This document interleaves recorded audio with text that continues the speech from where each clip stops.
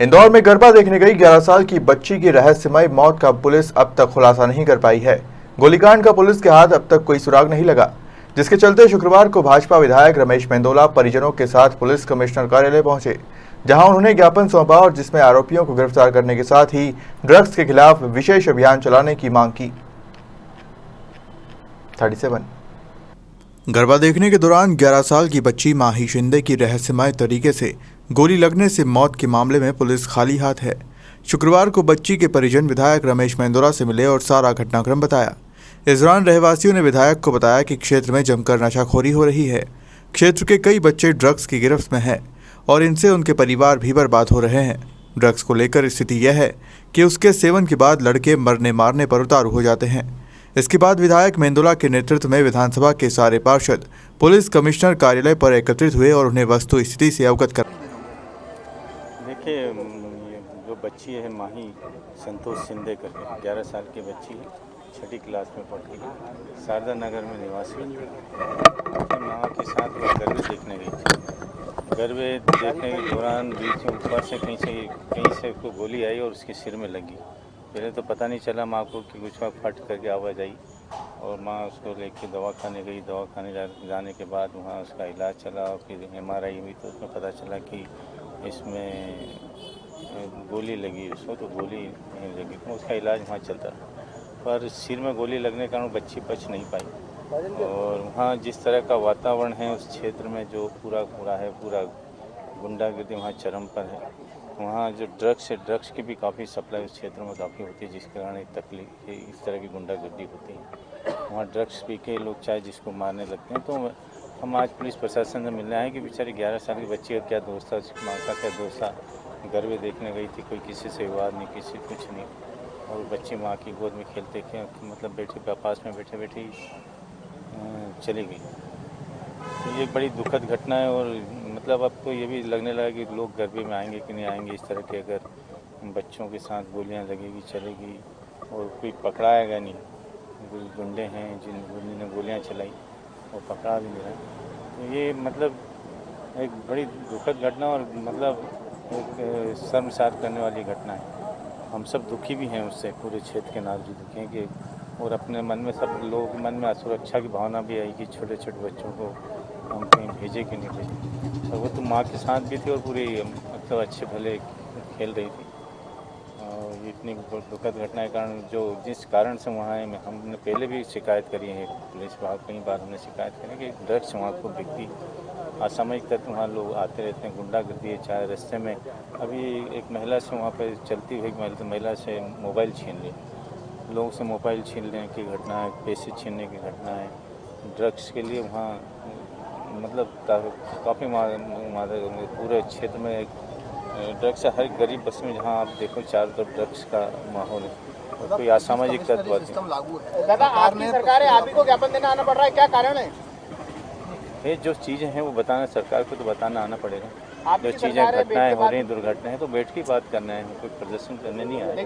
हम तो यहाँ के प्रतिनिधिमंडल मिलने यहाँ पर हमारे पुलिस कमिश्नर साहब से, हमने कल उनसे समय लिया था कि हम आपसे यहाँ का क्षेत्र का प्रतिनिधिमंडल मिलना चाहता है। तो हमारे यहाँ की जनप्रतिनिधि, सारे जनप्रतिनिधि और पदाधिकारी जो पार्टी के वो सब मिलने आए हैं। इस तरह से कैलाश जी ने भी कल बयान दिया था, उसके बाद आपका ज्ञापन कहीं ना कहीं जो अधिकारी है क्या सुन नहीं रहे जनप्रतिनिधियों की कि ये स्तर हो गया?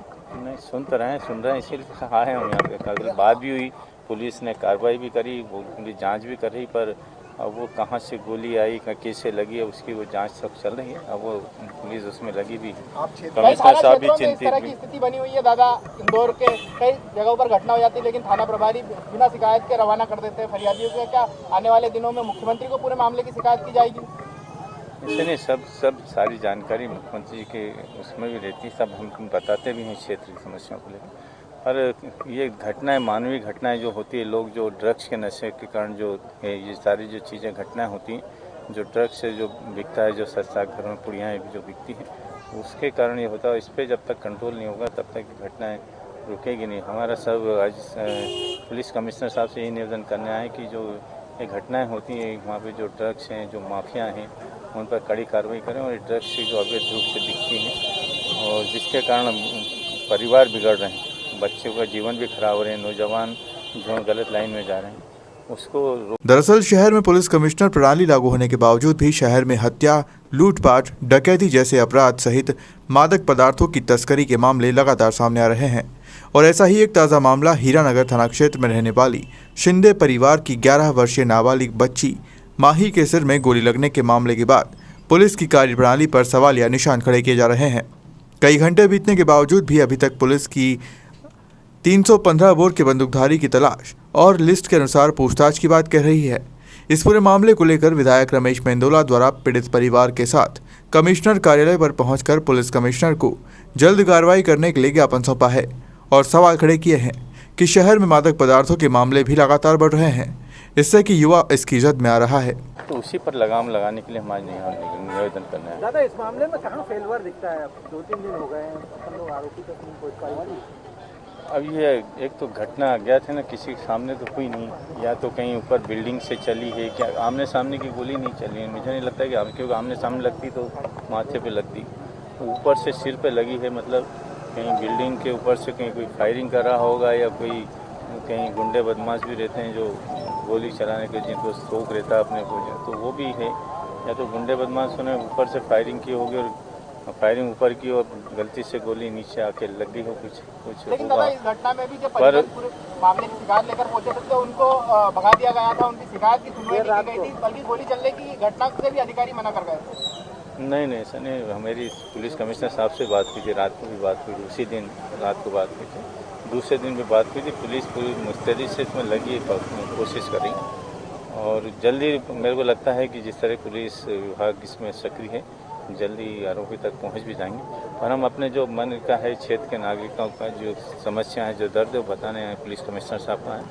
और पुलिस संवेदनशील है, इसमें काम में लगी है और उचित कार्रवाई सब कर ही रहे हैं। पुलिस अधिकारियों को हटाया जाएगा जो सुन नहीं रहे हैं, जनता को भगा रहे हैं, या फिर ड्रग्स को लेकर के आप कह रहे हैं कि पहले भी शिकायतें हुई हैं, कार्रवाई की जा रही है, जिनके कोई अपराध नहीं है उनको भी धारा 151 में बंद कर दिया जा रहा है।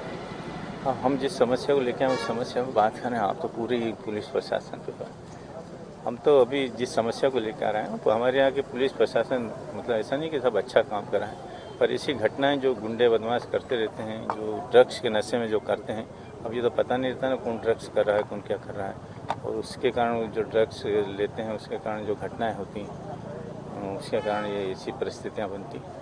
तो उस पर नियंत्रण के लिए हम चाहेंगे वो कठोर कार्रवाई होना चाहिए उन पर। इंदौर पुलिस कमिश्नर हरिनारायण चारी मिश्र का कहना है कि पुलिस द्वारा पूरे मामले में प्रकरण दर्ज कर लिया गया है और मामले की गंभीरता को देखते हुए तत्परता से जांच की जा रही है। 2 दिन पूर्व एक घटना हुई थी जिसमें बच्ची जो कि अपने परिवारजनों के साथ गरबा देख रही थी, आकस्मिक एक घटनाक्रम में कोई वस्तु उसके सिर पर लगी और उसके कारण बाद में उसका देहांत हो गया। मुख्यतः बड़ी घटना शुरू में परिजनों को भी समझ में नहीं आया कि आखिर घटना कैसे हुई, क्योंकि आसपास कोई भी व्यक्ति वहाँ मौजूद नहीं था और नहीं किसी को किसी ने किसी तरह की फायर किसी तरह का शस्त्र के साथ देखा। मुख्य तौर पर जो अभी तक का घटनाक्रम से जो चीज़ें प्रथम दृष्टया दिखी हैं उसके अनुसार हो सकता है या तो किसी आसपास से कोई हवाई फायरिंग या उस तरह के बुलेट की जो फायरिंग हवाई होती है उसके बाद कई बार बुलेट के वापस लौटने के कारण ऐसी घटनाएं कई बार देखने में आई हैं। बहरहाल पुलिस आसपास के जो भी अपराधी हैं, जो भी असामयिक तत्व हैं, उनके प्रति सख्ती से पूछताछ कर रही है, क्योंकि वहाँ जो भी 30-35 लोग उपस्थित थे उन्होंने भी किसी ने नहीं देखा, परिजनों ने भी नहीं देखा और घटनाक्रम की तत्कालिक दृष्टि से समझ में नहीं आया कि घटना कैसे हुई। इसलिए जब शुरू में हॉस्पिटल में ले जाया गया तो ये पता नहीं था किसी को कि ये घायल कैसे हुई है, चोट कैसे लगी है। मुख्य तौर पर पूरे घटनाक्रम के बारे में अभी वर्तमान में आसपास उस वार्ड के स्थानीय निवासियों ने और विधायक जी ने उसमें ज्ञापन दिया है। मुख्य तौर पर आरोपियों को ज्ञात करने से संबंधित ज्ञापन है।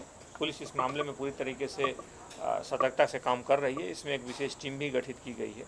सभी वरिष्ठ अधिकारियों ने, हम लोगों ने भी जाकर के उसमें घटना से जुड़े हर पहलू को देखा है। उम्मीद है कि जल्द ही इसमें घटना के जो भी आरोपी होंगे वो सामने आएंगे, उन्हें पुलिस गिरफ्तार करेगी।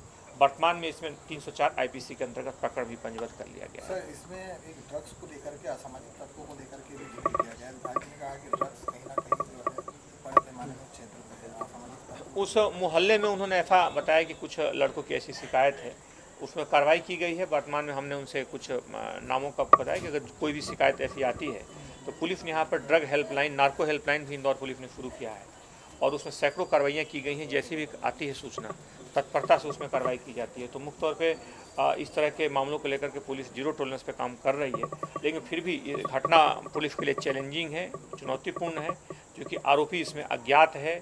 आरोपी का घटना का तरीका जो था वो भी बहुत रेयरेस्ट ऑफ रेयर इस तरह की घटनाएं होती हैं कि इसमें कोई इस तरह की हवाई कोई फायरिंग करे और उसका बुलेट वापस लौट के किसी को लगे। इस तरह की घटनाक्रम से वर्तमान में पुलिस फिलहाल जांच के सिलसिले में जुड़े हर पहलू पर, जिसमें फॉरेंसिक की जांच भी है, घटना से जुड़े जो तथ्य हैं, घटना में उसके जो बुलेट के लगने की जो दिशा है, तमाम बिंदुओं पर पुलिस उसमें जांच। फिलहाल मासूम की गोली लगने से मौत से रहवासी इतने भयभीत हैं कि अब पटाखों की आवाज़ सुनकर सहम जाते हैं। ऐसे में देखना होगा कि पुलिस कब तक मामले का खुलासा करती है। इंदौर से हार्दिक प्रजापति की रिपोर्ट।